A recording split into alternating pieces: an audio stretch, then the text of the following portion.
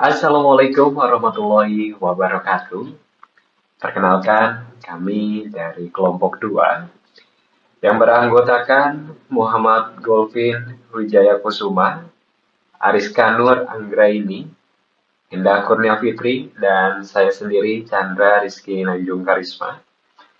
Kali ini kami akan mengerjakan sebuah proyek bagaimana cara menginstal Linux secara persisten di flash disk. Selanjutnya, saya akan menjelaskan terlebih dahulu apa itu dual boot.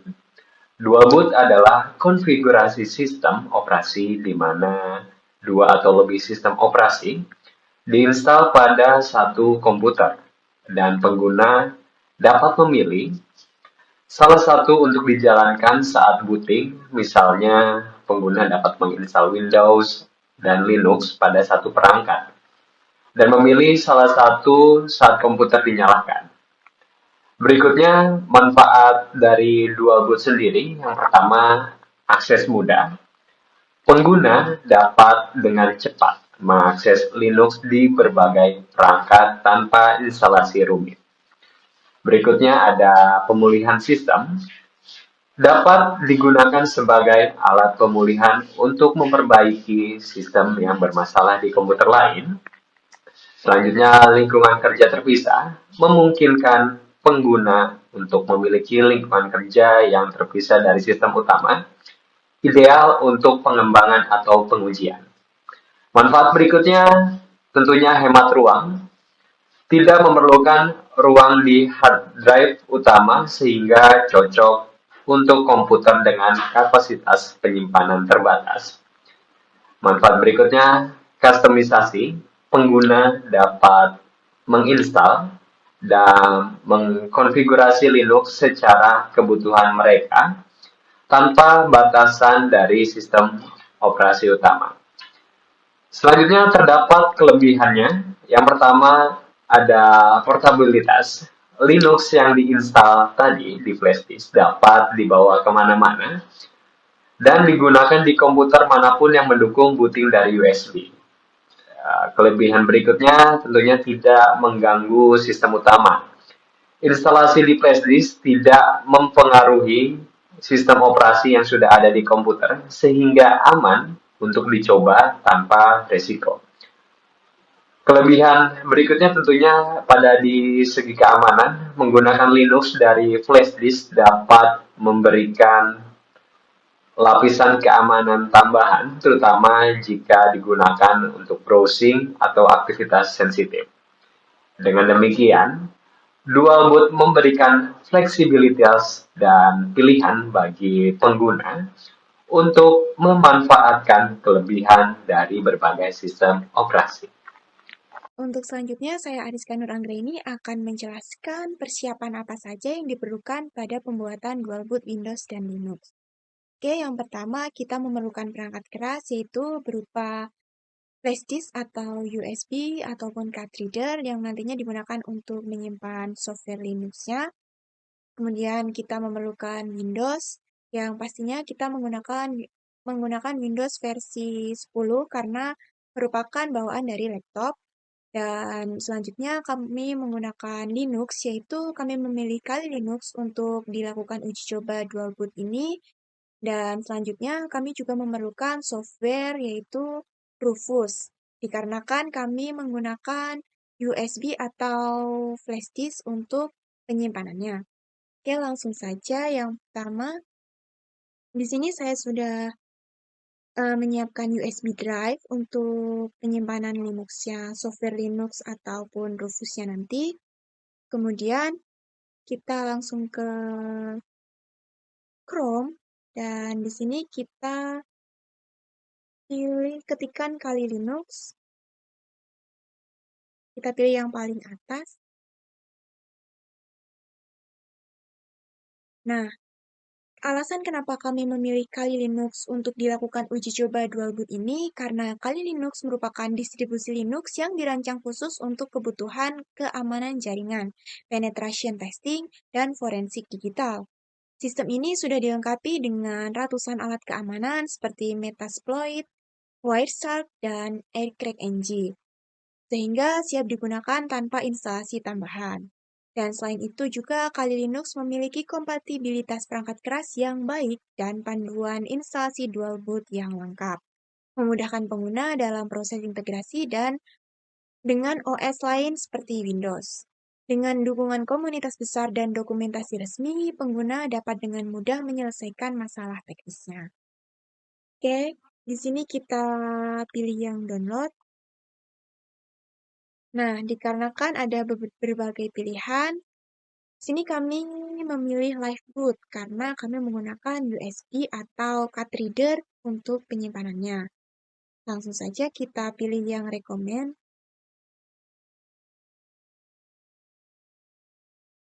Nah, otomatis kita tunggu Kali Linux-nya berhasil diinstal.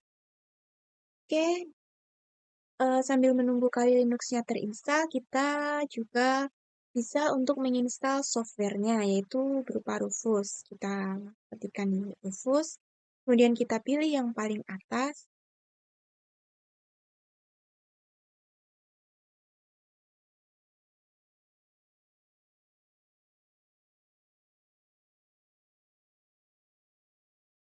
Oke. Nah, di sini terdapat beberapa rilisan yang bisa diunduh. Kita pilih yang rilisan paling terbaru, yaitu standar Windows 60. Nah, dikarenakan kami sudah menginstalnya dan ini sudah berhasil diinstal, kita tinggal menunggu Kali Linux-nya terinstall. Di sini saya juga akan menjelaskan sedikit tentang apa itu Rufus. Rufus sendiri adalah sebuah aplikasi gratis dan sumber terbuka yang digunakan untuk membuat media bootable, seperti USB flash disk ataupun card reader. Rufus juga sangat populer di kalangan pengguna Windows karena kemudahan penggunaan dan kecepatannya dalam membuat drive USB bootable. Aplikasi ini juga sangat berguna untuk instalasi sistem operasi, pemulihan data, atau menjalankan distribusi Linux seperti Liveboot. Oke, setelah nanti terinstall, kita akan menjelaskan langkah-langkah selanjutnya. Dan langkah-langkah itu akan dijelaskan oleh teman saya, Mas Golvin. Waktu dan tempat dipersilakan. Oke, berikutnya saya akan menjelaskan mengenai langkah-langkah untuk menginstal Linux di flash disk ataupun microSD. Yang pertama, kita buka aplikasi Rufus, kemudian kita pastikan nama perangkat dan size-nya sesuai dengan yang akan kita gunakan nanti. Nah, kalau sudah sesuai, kita pilih file ISO-nya atau file OS-nya yang akan kita install. Di sini kita akan menggunakan Kali Linux. Nah, kemudian untuk skema partisinya disamakan saja dan settingan lainnya juga disamakan. Nah, selanjutnya kita akan mengatur ukuran partisi persisten. Ini fungsinya untuk menyimpan segala perubahan yang ada di file OS kita nanti. Dan itu juga merupakan perbedaan dari USB Live biasa dengan USB Live persisten yang akan kita gunakan. Jadi setiap perubahan itu bisa tersimpan. Nah, di sini kita maksimalkan saja untuk ukuran partisi persistennya, kemudian untuk settingannya juga disesuaikan. Nah, untuk labelnya ini opsional ya, bebas kita, tapi di sini kita pakai yang default saja. Kemudian pastikan untuk semua file yang ada di flash disk ataupun di memori yang akan kita gunakan itu sudah kosong, karena nantinya saat proses instalasi itu semua isinya akan diformat atau dihapus. Nah, kalau sudah kosong, kita bisa klik mulai untuk memulai instalasinya. Nah, di sini akan ada peringatan terlebih dahulu bahwa data akan dihapus semuanya. Kita klik OK untuk melanjutkan.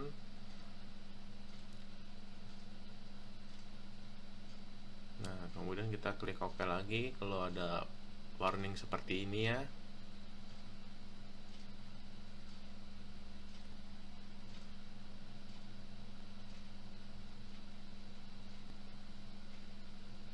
Nah, kemudian kalau sudah kita klik mulai, maka proses instalasinya akan berjalan. Ini dimulai dengan proses memformat data yang ada di memori sebelumnya. Ini kita tunggu sampai selesai.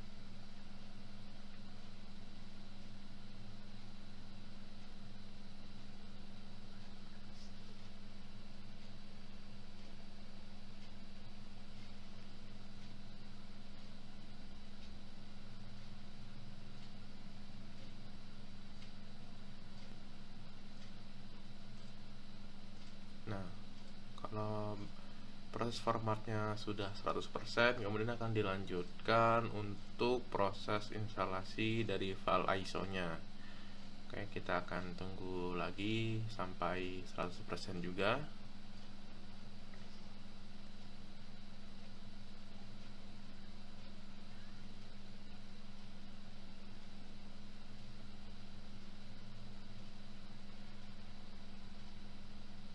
Oke, kalau sudah selesai nanti barnya akan berubah hijau seperti ini dengan tulisan siap. Berarti device kita, memori kita sudah bisa kita gunakan untuk melakukan booting ke Kali Linux-nya atau Linux. Oke, selanjutnya kita akan masuk ke tahap pengujiannya. Oke, selanjutnya saya Davana Fitri akan melakukan pengujian sistem operasi ini dari sistem operasi Windows 11 ke sistem operasi Kali Linux menggunakan flash disk atau sistem dual boot. Di sini saya sudah sediakan file USB-nya, flash disk-nya. Kita hubungkan ke dalam komputer atau laptop kita. Kita pastikan flash disk sudah terhubung di file explorer, teman-teman. Sudah ya, namanya Kali Live. Selanjutnya kita akan restart ke menu recovery. Kita search aja recovery, kita pilih recovery option, lalu ada advanced setup. Kita bisa restart now, restart, kita tunggu. Selanjutnya ke troubleshoot, kita pilih advanced option, UEFI firmware, kita restart. Nah, kalau untuk laptop ini kita pencet F10 untuk ke dalam BIOS setup. Nah, ini sudah masuk ke menunya. Kita ke boot option, lalu pastikan checkerboardnya disable. Kita ubah UEFI-nya ke atas, yang USB-nya pakai F6. Kita clear all.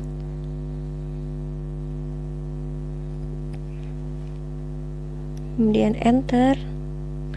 Kita klik sesuai yang ada di laptop perintahnya. Lanjut save and exit. Yes, tekan enter.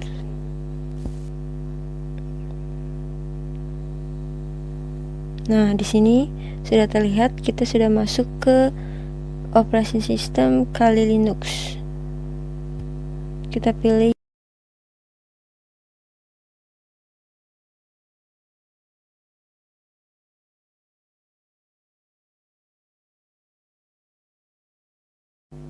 ya, seperti ini ketika kita sukses melakukan perpindahan sistem operasi.